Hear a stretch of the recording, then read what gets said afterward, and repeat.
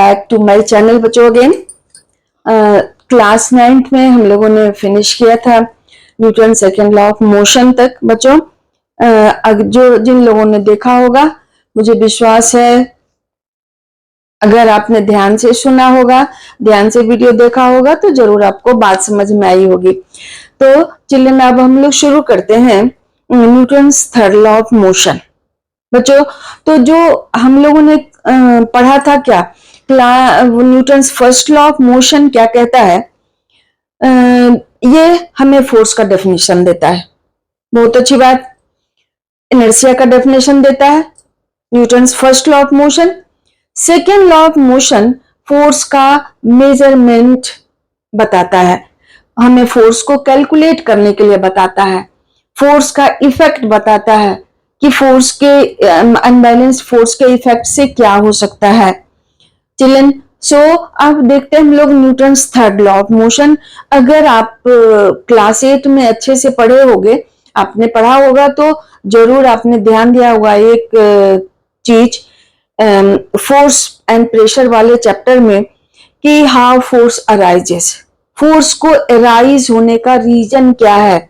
तो वहां हम लोगों ने क्या पढ़ा था कि when there is interaction between two object then force arises.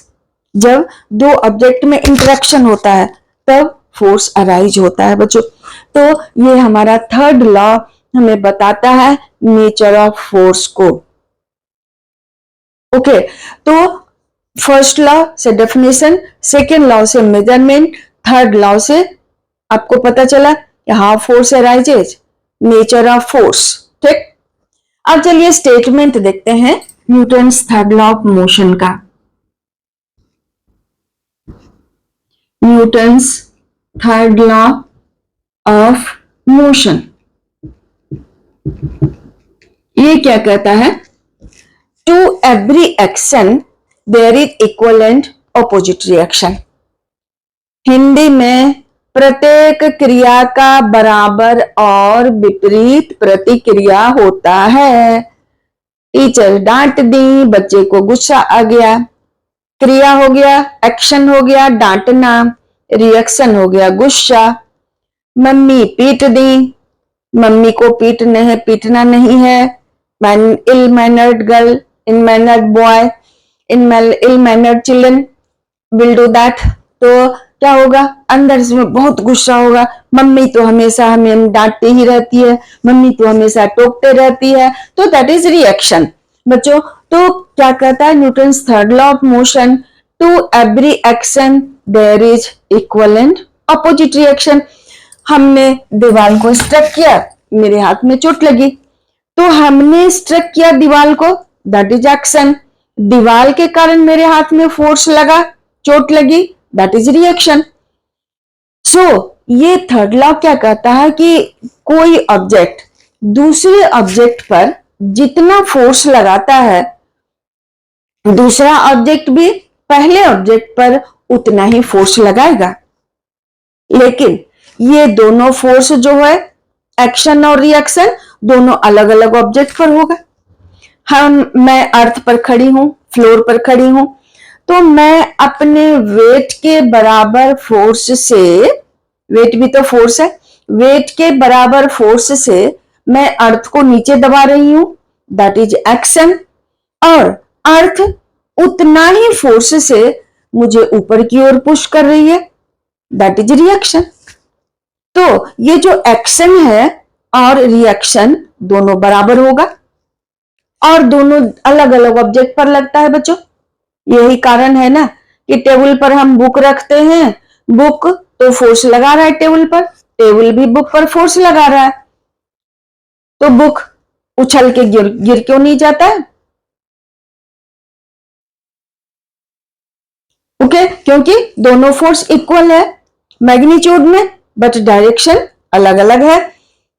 और चिल्ड्रन ये एक्शन और रिएक्शन वाला जो फोर्स है इक्वल एंड अपोजिट तो होता है, बट ये चूंकि अलग अलग ऑब्जेक्ट का मास अलग अलग है, दो ऑब्जेक्ट में एक्शन रिएक्शन हुआ, मान लेते हैं इस ऑब्जेक्ट का मास ज्यादा है, इसका कम है, तो मास कम होगा तो एक्सेलरेशन ज्यादा होगा, इसका मास ज्यादा होगा तो एक्सेलरेशन कम होगा। यानी कि इक्वल एंड अपोजिट फोर्स लगने के बावजूद भी क्या होगा, एक्सेलरेशन अपोजिट, एक्सेलरेशन इक्वल नहीं हो सकता है, क्योंकि दो ऑब्जेक्ट का मास भी तो अलग अलग है। अगर इक्वल मास रहे तो एक्सेलरेशन इक्वल होगा, अलग अलग मास रहे तो एक्सेलरेशन अलग होगा। मास ज्यादा एक्सेलरेशन कम, मास कम एक्सेलरेशन ज्यादा। चिल्ड्रन आई थिंक कि थोड़ा सा तो जरूर आपको समझ में आया होगा। You all are good children. So ये क्या कहता है, Newton's first law of motion. अगर कोई ऑब्जेक्ट किसी ऑब्जेक्ट पर फोर्स लगाता है तो एक्शन एंड रिएक्शन हमेशा इक्वल होता है, बट ऑपोजिट इन डायरेक्शन होता है। मान लेते हैं ये एक ऑब्जेक्ट है और इस पर ए ऑब्जेक्ट है और ये बी बॉल है, ठीक है। बॉल आया इधर, इस पर इसको स्ट्रक किया तो बॉल इधर फोर्स लगाया, मान लीजिए एफ बी, एक्शन हो गया। अब ये ए भी तो इस पर ऊपर दूसरी ओर बी की ओर फोर्स लगाएगा अपोजिट डायरेक्शन में। ये बॉल चूंकि इधर आ रहा है तो बॉल इस पर फोर्स लगाएगा, मान लीजिए ये फोर्स है एफ बी, और ये ऑब्जेक्ट जो है ये भी बॉल पर अपोजिट डायरेक्शन में फोर्स लगाएगा। ये फोर्स ऑफ रिएक्शन हो गया। इसको आप रिप्रेजेंट कीजिए ऐसे एफ ए से, तो ये क्या होगा, F A is equal to minus F B. Minus sign क्यों दिया, क्योंकि रिएक्शन वाले फोर्स का डायरेक्शन ऑपोजिट है। चिल्ड्रन दो तीन बात इसमें ध्यान देना है जो आपको अच्छे से समझना है कि देख रहे हो इस दोनों फोर्स का मैग्नीट्यूड सेम होगा। क्या होगा, डायरेक्शन ऑपोजिट, ऑपोजिट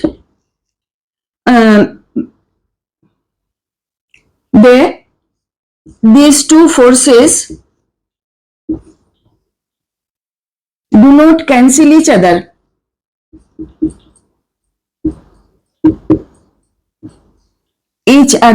क्यों, because they act on two different objects, different objects, दो अलग अलग ऑब्जेक्ट पर ये एक्ट करता है, इसलिए वो एक दूसरे को कैंसिल नहीं करता है। और इस दोनों फोर्स के एक्शन एंड रिएक्शन के कारण, एक्शन एंड रिएक्शन दोनों इक्वल भी है, लेकिन क्या हो सकता है, अगर दोनों ऑब्जेक्ट का मास सेम है तो सेम एक्सीलरेशन प्रोड्यूस होगा। जिसका मास ज्यादा है उसमें कम एक्सीलरेशन प्रोड्यूस होगा, जिसका मास कम है उसमें ज्यादा एक्सीलरेशन प्रोड्यूस होगा। This is so called Newton's third law of motion. To every action there is equal and opposite reaction. To every action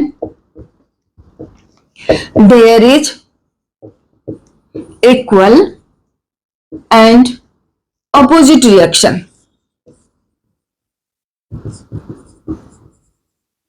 reaction इसको क्या कह सकते हैं आप, और इसका दूसरा स्टेटमेंट क्या दीजिएगा, if an object exerts some force on other object, the second object will exert same force on the first object.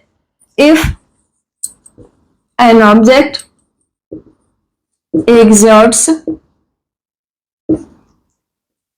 some force on other object, then second object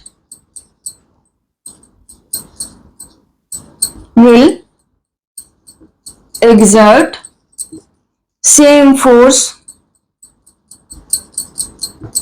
on first object.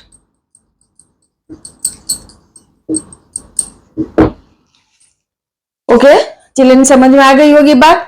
अब मैं आपको दिखाती हूँ एक activity spring balance से, जिससे आपको पता चलेगा कि to every action there is equal and opposite reaction. अब देखिए, पहले मैं एक्सप्लेन कर देती हूँ, फिर मैं कोशिश करती हूँ आपको दिखाने का। If you want to note down that's very good.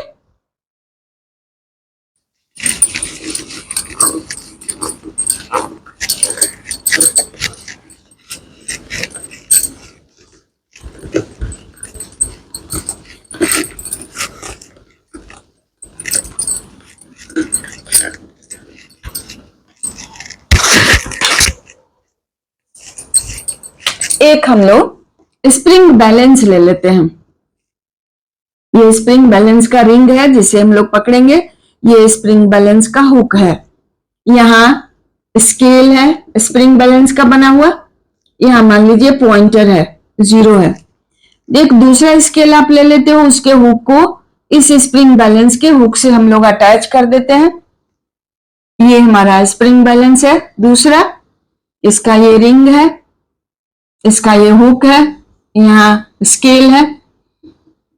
इस तरह से अब क्या करते हैं, एक स्प्रिंग बैलेंस को किसी चीज से अटैच कर दीजिए और अटैच करके इधर से इसको हम पकड़े रहते हैं दूसरे के रिंग से। अब क्या करते हैं, पहले देख लीजिएगा कि दोनों का पॉइंटर कहाँ है। इसका 0 इधर, इसका 0 इधर है। ठीक, तो पॉइंटर हम देख लेते हैं कि वो 0 पर है। अब क्या कीजिएगा कि इस स्प्रिंग बैलेंस को हम इधर से खींचते हैं, तो ये स्प्रिंग बैलेंस क्या करेगा, इसको अपनी ओर खींचेगा।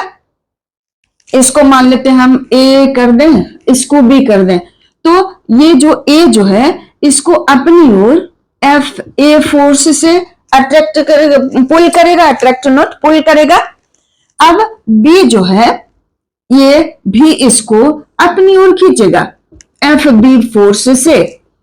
ठीक है, तो होना चाहिए FA is equal to FB होना चाहिए। कैसे, Newton's third law of motion से। तो अब हम क्या करते हैं, ये जो दोनों स्प्रिंग बैलेंस है इसके पॉइंटर को हम नोट करते हैं। तो देखिएगा कि दोनों का पॉइंटर, मान लीजिए अगर ये 5 पर है तो इसका भी पॉइंटर 5 पर ही होगा, क्योंकि ये दोनों फोर्स इक्वल है चिल्ड्रन। तो अब मैं आपको दिखाने का कोशिश करती हूँ। स्प्रिंग बैलेंस हमने एक अलमीरा के हैंडल में लगा दिया है और उस दोनों के रीडिंग को पहले मैं दिखाऊंगी, फिर एक स्प्रिंग बैलेंस को अपनी ओर खींच के मैं दोनों के पॉइंटर के रीडिंग को दिखाऊंगी और आपको देखना है। अगर देख रहे हो तो, अगर समझना है तो फिर से हम लोग देख। चलिए लुक एट दिस। देखो, हमने एक स्प्रिंग बैलेंस लिया है। देखिए इसके ये वाला जो रिंग है इसको नीचे अटैच कर दिया है टेबल के। अब देखिए इसका पॉइंटर यहाँ है, लगभग 0 पर है। अब इसके हुक को हमने दूसरे स्प्रिंग बैलेंस से अटैच कर दिया है। ठीक है, अब देखिए ये इसका